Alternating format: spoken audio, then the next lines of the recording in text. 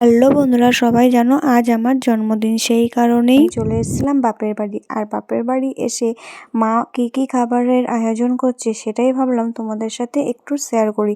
আর ভালো কথা, তোমাদেরকে একটা বলে রাখি, পুরো ভিডিও কিন্তু তোমাদের দেখতে হবে, স্কিপ করলে চলবে না। তাহলে চলো আজ দুপুরে কি রান্না হয় সেটাই তোমাদের সাথে একটু শেয়ার করে দিই।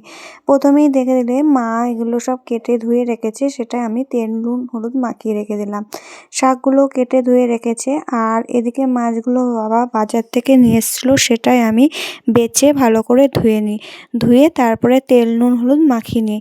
তারপরে একবারে আসবো দুপুরবেলায় মা কি রান্না করছে সেটাই তোমাদের সাথে একবারে শেয়ার করব।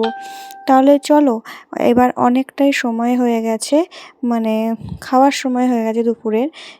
তাই মা বললো চল তাহলে ভাতের থালাটা এবার গুছিয়ে নে। তাই আমি ভাতের থালাটা গুছিয়ে নিচ্ছি। আর কি রান্না হয়েছে সেটা তোমাদেরকে একবারে দেখিয়ে দিই।